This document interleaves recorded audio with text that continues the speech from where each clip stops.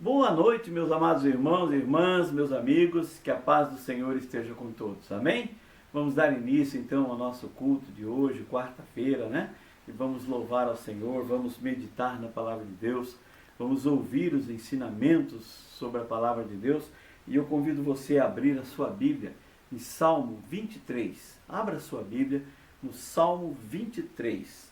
Você sabia que salmos são poemas, são poesias, são músicas, eram cantadas nas sinagogas, né? Então vamos ver esse salmo aqui. Olha como ele, olha as palavras maravilhosas que contém esse salmo. Ele diz assim, esse é um salmo de Davi. Ele diz assim: o Senhor é o meu pastor, nada me faltará. Deitar-me faz em verdes pastos, guia-me mansamente a águas tranquilas. Refrigera minha alma, guia-me pelas veredas, pelos caminhos, da justiça, por amor do seu nome. Ainda que eu andasse pelo vale da sombra da morte, não temeria mal algum, porque tu, o Senhor, estás comigo. A tua vara e o teu cajado me consolam. Preparas uma mesa perante mim, na presença dos meus inimigos. Unges a minha cabeça com óleo, o meu cálice transborda. Certamente que a bondade e a misericórdia me seguirão todos os dias da minha vida, e habitarei na casa do Senhor por longos dias. Amém? Então, como eu disse, meus irmãos, isso é um salmo de Davi, onde ele está louvando, onde ele está glorificando a Deus, onde ele está declarando que o Senhor é o seu pastor, e o Senhor é o nosso pastor, e que nada, absolutamente nada, nos faltará, buscar em primeiro lugar o reino de Deus e a sua justiça, e as demais coisas vos serão acrescentadas. Amém?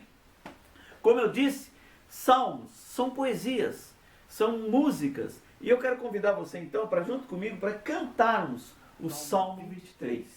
E é assim,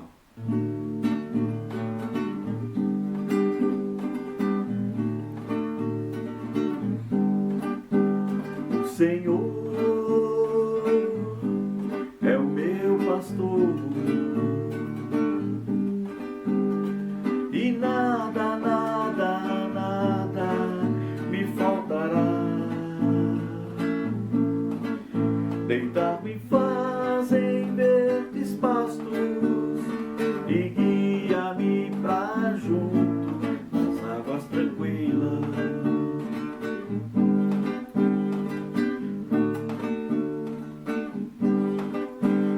O Senhor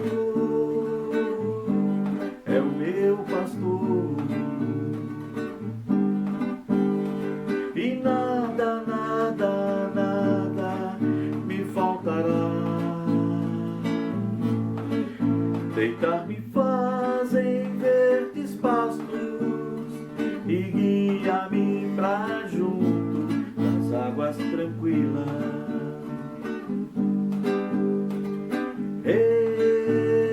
Refrigera minha alma e guia-me pelas veredas da justiça, por amor do seu nome, por amor do seu nome.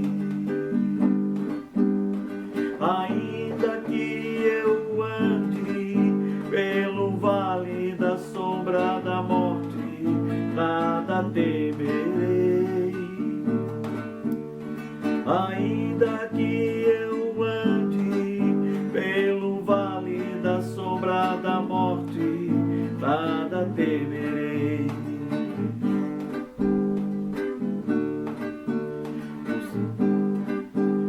O Senhor é o meu pastor,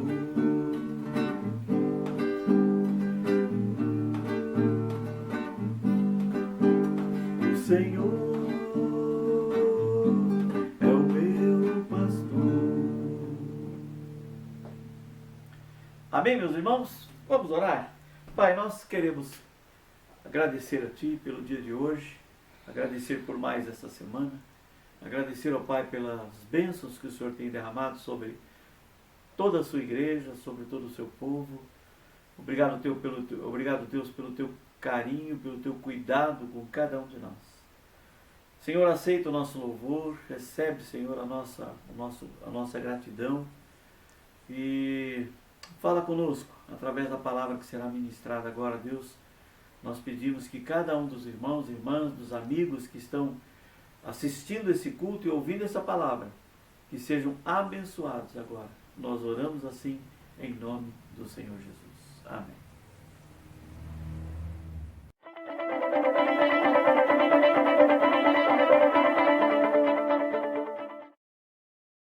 Boa noite, meus amados irmãos e amigos. Nós nos reunimos mais uma vez para darmos continuidade ao estudo da segunda carta de Pedro. Então nós vamos dar continuidade. A semana passada falamos dos versículos de 1 a 7 do capítulo 3 e hoje nós vamos falar dos versículos de 8 a 13.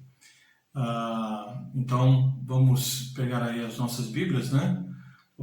E vamos, o seu tablet, o seu computador, como preferir, e vamos abrir então no segundo livro de Pedro, capítulo 3, os versículos de 8 a 13 é o que nós vamos ler, tá? Então vamos fazer a leitura e depois a gente repassa alguns versículos aqui, um por um, para termos um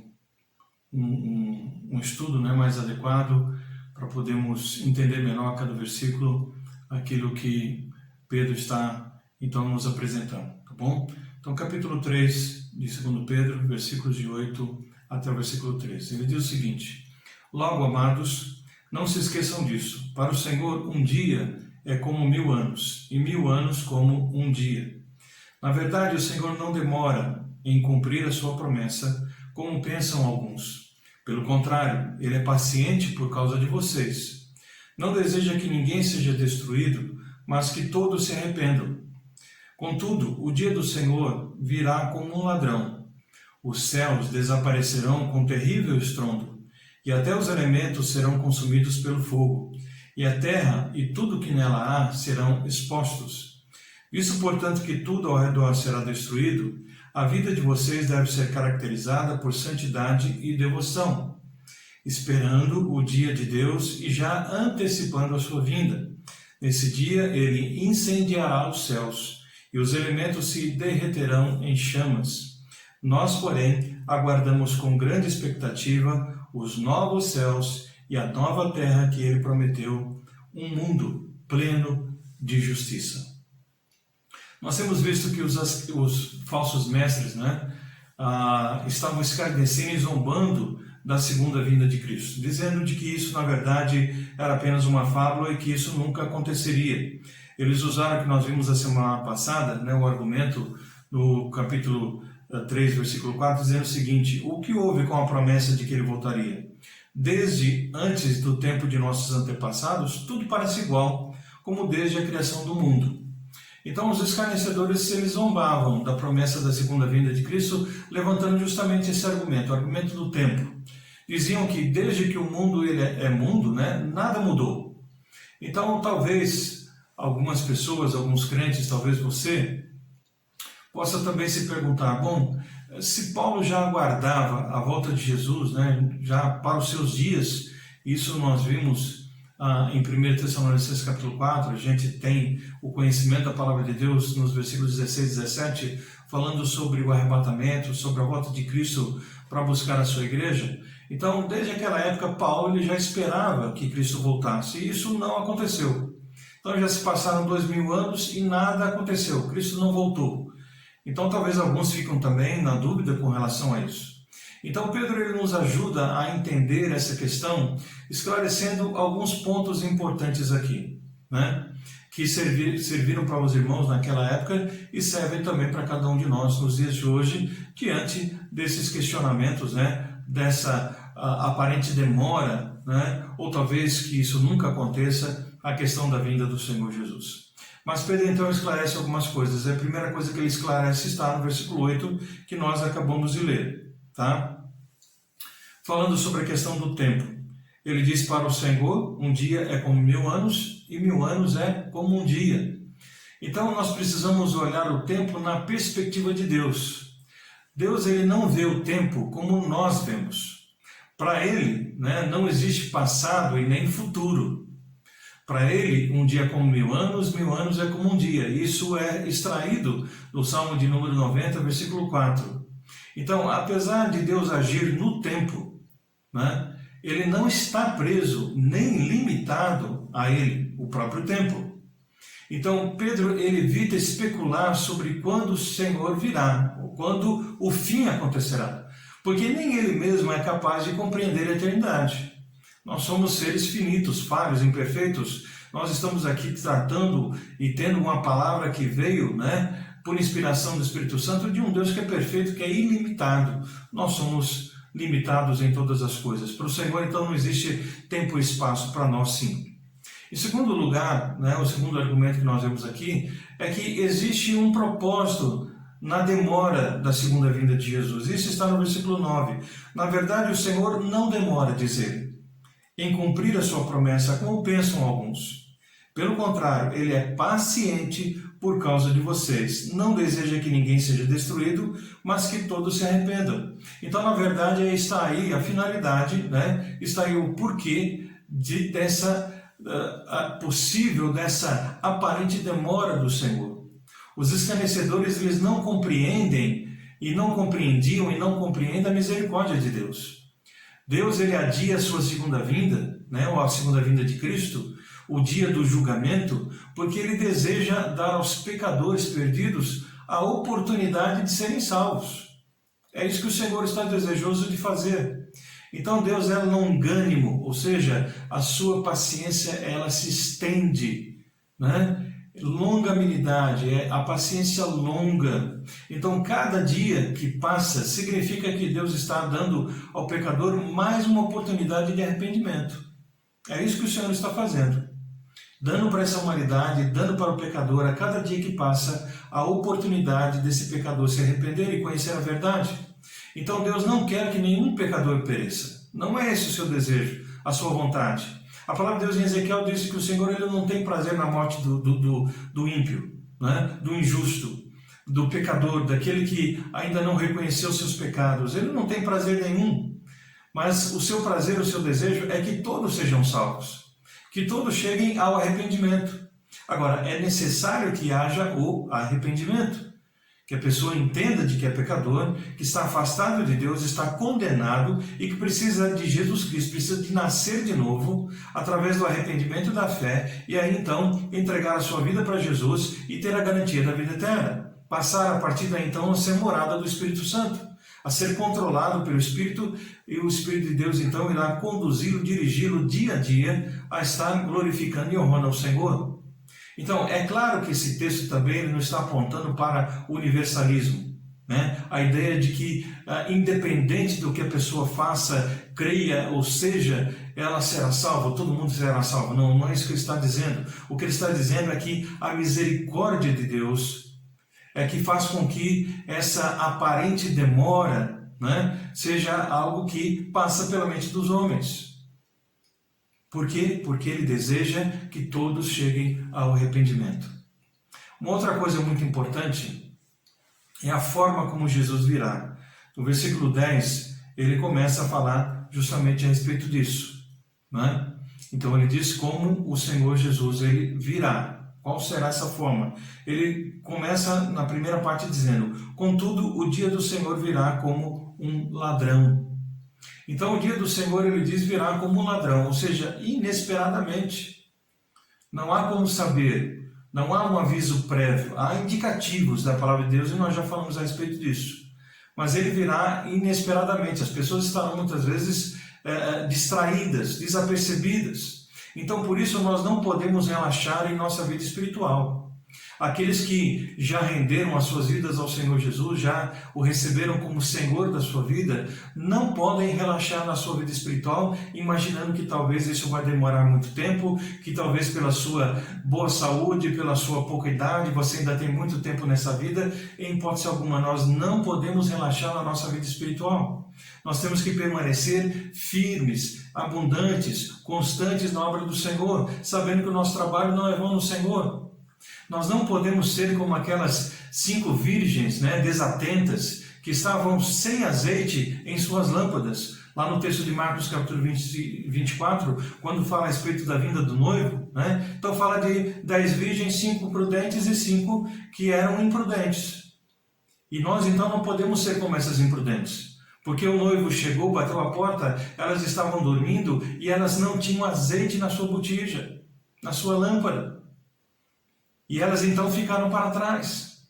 Então nós precisamos estar alertas e sempre preparados. O que a palavra do Senhor nos ensina é sempre de vigiar e orar. Nós precisamos estar alertas constantemente. Precisamos vigiar, precisamos aguardar, precisamos amar a vinda do Senhor, desejar a vinda do Senhor. Aqui não é o nosso mundo, aqui não é o nosso lugar de descanso. Nós estamos apenas como forasteiros e peregrinos nessa terra. Nossa pátria é os céus e é para lá que nós estamos caminhando. Então nós precisamos estar preparados, né? Com toda a nossa documentação nas mãos, com o nosso passaporte, com a nossa mala pronta. Porque quando o Senhor tocar a trombeta, não dá tempo de preparar as coisas, nós temos que estar com tudo preparado. Para podermos então iniciarmos essa viagem então de subida aos céus para encontrarmos com o Senhor. Mas ele diz ainda sobre o efeito da segunda vinda, né? Na própria criação. Ele diz no versículo 10, então, a respeito dessa, justamente dos efeitos dessa segunda vinda. Os céus desaparecerão com um terrível estrondo, e até os elementos serão consumidos pelo fogo, e a terra e tudo que nela há serão expostos. Né? Então, o dia do Senhor, ele diz, será tremendo. A ira do Senhor limpará o mundo de todo vestígio de pecado. O mundo ele se tornou, ou tem se tornado o que é, não somente com relação ao ser humano, né? O seu jeito de ser, a sua forma de agir, de pensar, de andar, né? de fazer as coisas, mas a própria natureza também sofreu com o pecado do homem. Então, a própria natureza, a palavra de Deus em Romanos diz que está gemendo com dores de parto. E a palavra do Senhor nos diz, né, que ela derreterá pelo fogo de Deus. É essa a anunciação que nós temos e é isso que nós cremos porque é a palavra do Senhor para nós. Então a terra e as obras que nela existem serão atingidas por esse fogo divino. O Senhor há de purificar toda essa terra. Nada que o homem tiver levantado vai ficar de pé. Suas grandes obras, os seus grandes feitos serão todos consumidos pelo fogo. Aquilo que talvez ele acha que é indestrutível, inexpugnável, tudo será destruído pelo fogo. Toda a sua aparente grandeza será destruída. Nós vimos anteriormente, nos versículos anteriores de Mateus 7, justamente o Senhor mostrando através de Pedro, isso, ele falando aos irmãos judeus então dispersos, falando sobre essa realidade, trazendo a lembrança deles tudo isso, falando, por exemplo, sobre a questão do dilúvio, que foi destruído pela água, né? Que apenas a família de Noé foi salva, porque apenas ele e a sua família creram naquilo que o Senhor estava dizendo. Os demais ficaram desatentos e quando chegou a chuva, todos estavam então envolvidos com seus pecados, envolvidos com as suas vidas e foram todos mortos, levados pelas águas. Então, agora ele diz que não será mais dessa forma a destruição da terra, mas será pelo fogo. Então, toda a sua grandeza será destruída, toda a grandeza do homem será destruída, tudo aquilo que os grandes feitos do homem, tudo será destruído, não há nada que ficará de pé. Então nós vemos isso na sua palavra. A consumação então será feita de todas as coisas. Deus consumirá com fogo todas as coisas. E Deus então mostrará a finalidade de todas as coisas. Então ele mostra aqui justamente os efeitos e o que acontecerá, né, quando da sua segunda vinda, que era então o motivo de zombaria e de escarnecimento dos falsos mestres, né, dos escarnecedores. Então nós vemos no versículo 11 que nós vamos ler o seguinte: tendo em vista então que o Senhor Jesus vai voltar, ele começa a mostrar a partir do versículo 11 como é que os crentes em Jesus Cristo, como é que os irmãos daquela época, os judeus, como todos aqueles que creem em Deus, como eles devem se portar. Em primeiro lugar, versículo 11, ele diz lá: visto portanto que tudo ao redor será destruído, a vida de vocês deve ser caracterizada por santidade e devoção. Então nós precisamos estar preparados. Os céus e a terra, o texto bíblico diz que passarão. As grandes obras erguidas, pelos homens se derreterão como cera na fornalha. E uma vez que isso então é inevitável, diz o texto bíblico, versículo 11 que nós acabamos de ler, nós precisamos viver de forma santa e de forma piedosa, dando o nosso testemunho, dando um exemplo fiel daqueles que confiam e acreditam na palavra do Senhor. Precisamos estar preparados para encontrar o Senhor quando Ele voltar. Entendendo então de que todas as coisas serão realizadas ou acontecerão exatamente como Ele tem dito na sua palavra. Nós precisamos ainda aguardar a segunda vinda de Cristo com grande expectativa. O versículo 12 diz o seguinte: esperando o dia de Deus e já antecipando a sua vinda, falando sobre expectativa, Então, a verdadeira igreja de Cristo, ela anda na luz. Ela tem azeite nas suas lâmpadas, como nós falamos anteriormente. A igreja de Jesus, a verdadeira igreja, ama a vinda do Senhor e clama constantemente: Maranata, ora vem Senhor Jesus. É o seu desejo que realmente o Senhor venha o mais rapidamente possível. Nós queremos estar com o Senhor. Não temos nada para ficar fazendo nessa terra, que cada vez mais está se degradando em todos os sentidos. A natureza, o próprio ser humano, está cada dia pior. A humanidade não tem melhorado. Muitos disseram que quando nós entramos no século XXI, a era de Aquários, que tudo seria melhor, que o homem iria evoluir. Evoluiu nada. O homem está cada vez pior. A imoralidade graça cada vez mais. Cresce cada vez mais em todo o mundo. As pessoas não querem nada com Deus. As pessoas tornaram-se os seus próprios deuses, querem fazer a sua vontade, eles querem forjar um Deus para si. Deus é que tem que aceitá-los do jeito que eles são. Então, para os salvos, amados, o dia do Senhor é um dia de alegria, é um dia glorioso, um dia ardentemente esperado. Então, essa expectativa, ela tem o poder de produzir em nós um profundo impacto na nossa conduta. Então, o Senhor está próximo para voltar, a nossa conduta deve ser de santidade, de piedade, cada vez mais, porque o Senhor pode voltar a qualquer momento e nós queremos estar preparados e nós queremos estar testemunhando, não apenas com as nossas palavras, mas principalmente com a nossa vida, que Jesus é Senhor nosso. E nós queremos dar um testemunho verdadeiro, positivo, da graça de Deus, do poder do Evangelho de Jesus Cristo. Então, nós precisamos estar preparados. Nós precisamos apressar o dia do Senhor. Parece estranho dizer isso, mas nós precisamos apressar o dia do Senhor. Veja bem, a segunda parte do versículo 12. Nesse dia ele incendiará os céus e os elementos se derreterão nas chamas. Quanto mais cedo, amados, o mundo todo ouvir e tiver a oportunidade de reconhecer e de conhecer o Evangelho do Senhor Jesus Cristo, tanto mais cedo ele virá. Esse dia será tão maravilhoso e poderoso que até mesmo, diz o texto, os céus serão abalados. Para os ímpios, para os descrentes, para aqueles que rejeitam o Senhor e a sua palavra, será um dia tenebroso. Para os salvos será um dia glorioso. Um dia glorioso. Devemos não apenas aguardar esse dia, mas devemos apressá-lo. Apressá-lo de que forma? Levando o Evangelho a todos os povos, tribos, línguas e nações, como Mateus 24 nos ensina, como Marcos 16 nos ensina. Precisamos obedecer ao ídolo do Senhor Jesus. O mundo precisa ouvir do Senhor. O mundo precisa reconhecer a verdade da palavra de Deus. O Senhor tem tido paciência não somente com o mundo, mas com a igreja do Senhor Jesus, que muitas vezes não tem feito o seu papel.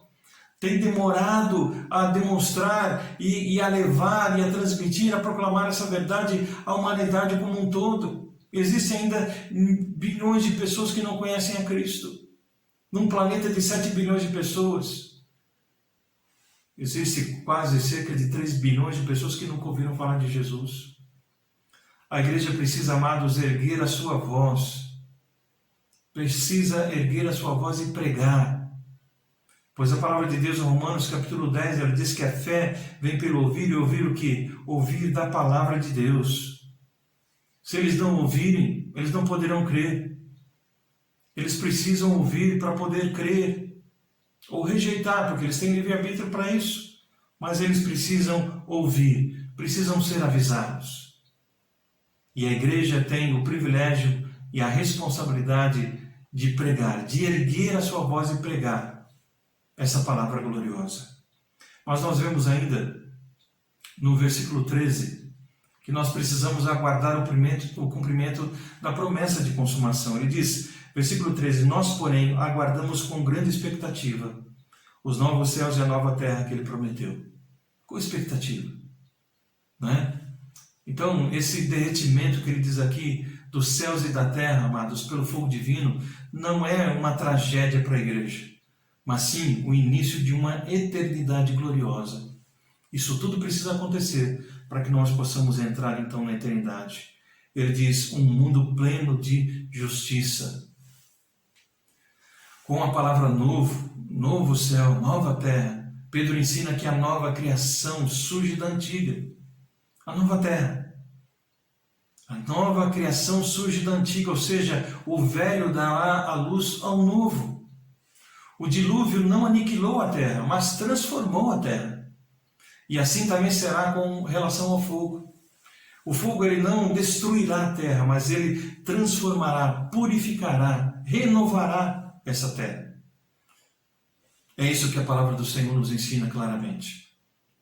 Pedro então chama essa nova criação do lar de justiça.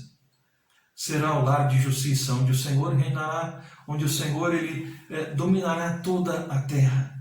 Será o lar de justiça. Então que nós possamos realmente, ó Deus, irmãos, entender aqui a palavra do Senhor, que possamos agradecer por essa palavra que chegou a cada um de nós, que um dia recebemos essa mensagem gloriosa e aceitamos e recebemos com alegria no nosso coração, reconhecendo o nosso pecado, nos arrependendo e colocando a nossa fé plena em Cristo Jesus, confiando nas suas promessas e confiando que nós então seremos levados à presença de Deus por Jesus Cristo para eternamente vivermos na bênção que o Senhor tem preparado. Novos céus, nova terra, nossa residência permanente, então, onde nós estaremos, então, com o reinado do Senhor nas nossas vidas para sempre, onde não haverá mais pecado, onde não haverá morte, onde não haverá mais dor, onde nós, então, estaremos apenas e tão somente e completamente vivendo as bênçãos que o Senhor preparou para nós antes da fundação do mundo. Você tem essa esperança? Você tem essa certeza no seu coração? Pedro está trazendo à memória daqueles amados irmãos aquilo que eles já conheciam. Como nós falamos anteriormente, esse é o trabalho do Mestre. E que nós não devemos estar tão preocupados em ficar conhecendo coisas novas, mas estar relembrando as coisas que já aprendemos e nos fortalecendo e nos edificando nessas coisas. Nos edificando nessa palavra gloriosa que nós temos aprendido e permanecermos firmes nela, e principalmente no aspecto da volta, da vinda do Senhor Jesus Cristo para buscar a sua igreja, o seu povo, os seus filhos amados. Que você possa fazer parte desse povo, que você possa fazer parte dessa igreja, que subirá para encontrar o Senhor nos ares e viver para sempre com Ele, juntamente com todos aqueles que, em toda a época da cristandade, reconheceu a Jesus como Senhor e Salvador das suas vidas. Que dia glorioso será para aqueles que creem no Senhor, mas que dia triste será para aqueles que o têm rejeitado. Abra o seu coração para o Senhor o mais rapidamente possível, porque a sua vinda é inesperada. Como vimos, virá como um ladrão. Não é dito o dia, não é dito a hora, mas ele virá. Que você esteja preparado para a vinda do Senhor. Oremos. Pai, nós te agradecemos pela Tua palavra e pedimos que o Senhor nos abençoe de maneira, ó Deus, a que nós possamos crer nessa palavra gloriosa, possamos, ó Deus, a cada dia sermos motivados, ó Deus, sermos alimentados com essa palavra e que nós possamos testemunhar da mesma, proclamar a mesma em alto e bom som, para que muitas pessoas, ó Deus, nesse mundo possam ouvir, possam, ó Deus, ser impactados pela Tua palavra e possam ter a oportunidade de crer na verdade, de ser libertos pela verdade e assim receberem Jesus como seu único e suficiente Salvador. Abençoe, ó Deus, as nossas vidas, abençoe a vida de cada um daqueles que nos ouvem nessa oportunidade e que possam, ó Deus, estar preparados para a chegada do Senhor, para a vinda do Senhor, que pode ser a qualquer momento, que estejamos prontos para, ó Deus, sermos levados à presença do Senhor. Rogamos a Tua bênção e a direção nas nossas vidas e por isso te agradecemos em nome de Jesus. Amém. Que Deus abençoe e que todos possam ter uma boa noite de descanso e um bom restante de semana na graça e na paz do Senhor. Bom descanso a todos. Amém, irmãos? Que bênção, né? Como é bom meditar, ouvir esses ensinamentos maravilhosos da Palavra de Deus. Que o Senhor nos abençoe a cada dia mais com esses ensinos. Amém? Informando os irmãos, eu também estou fazendo uma reunião com alguns homens na segunda-feira à noite. Estamos estudando a Palavra de Deus e Deus tem abençoado esses irmãos, tá? Vamos, de repente, fazer mais um grupo. Eu quero de poucas pessoas, mas vamos dar continuidade com mais algumas pessoas nesses estudos também. Tem sido muito bom. Vamos orar? Vamos agradecer a Deus por tudo que Ele tem feito em nossas vidas e colocar alguns pedidos mais uma vez diante do Senhor. Então eu convido você, onde você está, para que você se coloque agora diante do Senhor junto comigo e vamos orar. Querido Deus, eu quero louvar e agradecer ao Senhor por esse tempo, Pai, em que nós podemos meditar na Tua Palavra e aprender mais de Ti, Senhor. Nesses tempos em que a Palavra de Deus vem falar aos nossos corações, vem nos dar, Senhor, a direção, o entendimento e que possamos, ó Deus, a cada dia crescer mais nesse conhecimento.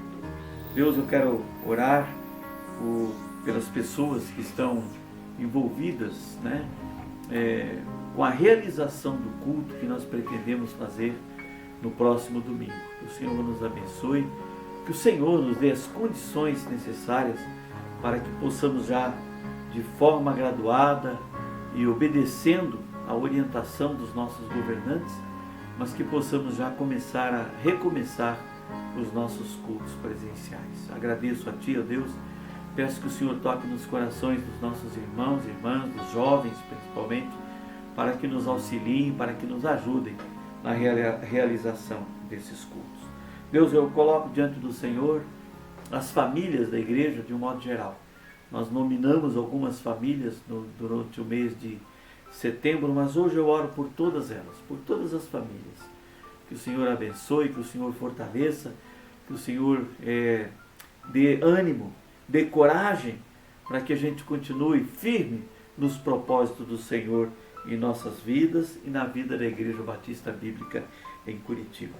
Deus, eu quero ainda orar pelo Valdemir, que está se recuperando, Senhor, da cirurgia que ele fez no quadril, que o Senhor esteja abençoando e fortalecendo a saúde dele e do Ivan também, que também fez cirurgia e que está se recuperando, Pai. Então nós oramos e agradecemos pela vida desses dois irmãos que passaram por cirurgia. Abençoa a sua casa, a sua família, em nome de Jesus. Pedimos ainda pela Elaine, que é o pedido que a irmã Aymar tem trazido, né? Que está nessa luta contra o câncer. Que o Senhor abençoe, que o Senhor fortaleça a Elaine.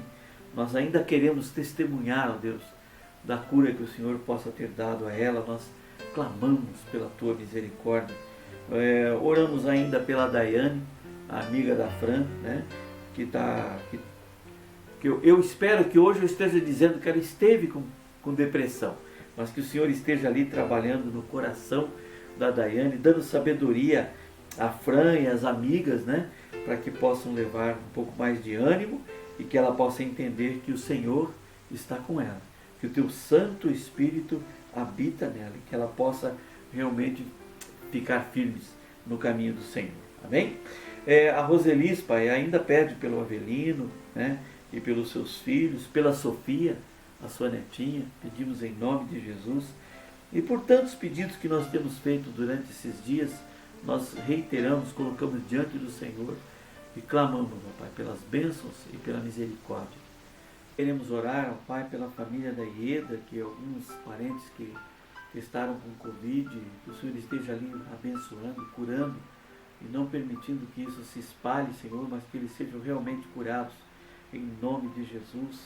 Queremos agradecer também, ó Deus, pela recuperação da Isadora, que a Florinda vinha pedindo oração pela Isadora, Pai, que já está em casa, que já está se recuperando. Nós te louvamos e rendemos graça ao Senhor pela cura, pelo teu cuidado, e pedimos, ó Pai, que assim como o Senhor tem feito com a Isadora, com outros pedidos que nós temos colocado, nós cremos, nós temos fé que o Senhor está cuidando e que o Senhor está acolhendo. Agradecemos, ó Pai, por tudo, no santo e no precioso nome do Senhor Jesus. Nos dê, Senhor, um restante de semana cheio de bênçãos, cheio de graça, cheio da sua misericórdia, Senhor, e nos dá uma porção dobrada de amor nos nossos corações, para que a gente possa distribuir esse amor para aquelas pessoas que precisam te conhecer, que estão buscando esperança e que estão precisando, Senhor, da tua palavra. Assim oramos, agradecidos em nome do Senhor Jesus. Amém, meus irmãos? Que Deus abençoe a todos, então. Tenhamos todos um bom restante de semana. Até domingo. Até domingo. Deixa eu fazer um comentário. Domingo nós vamos fazer um culto às 19 horas lá na igreja, no templo. Vai ser bastante limitado o número de pessoas para entrarem lá no culto. Então, se você pretende, que tem menos de 60 anos, por favor, que pretende estar lá no domingo, manda um WhatsApp para nós, manda uma mensagem para que a gente possa relacionar, porque nós temos que limitar o número de pessoas. Amém? Então manda para que a gente possa organizar o culto. E nós precisamos também de ajuda lá no culto, para receber essas pessoas, medir a temperatura, dirigir as pessoas nos bancos certos, higienizar os bancos, passar o álcool gel, né? Ajudar. Então nós precisamos de ajuda, tá bom? Então vamos contar com a presença dos irmãos, e domingo às 19 horas nós teremos o nosso culto ao vivo, pelo Facebook e pelo YouTube, se assim o Senhor permitir. Que Deus abençoe a todos.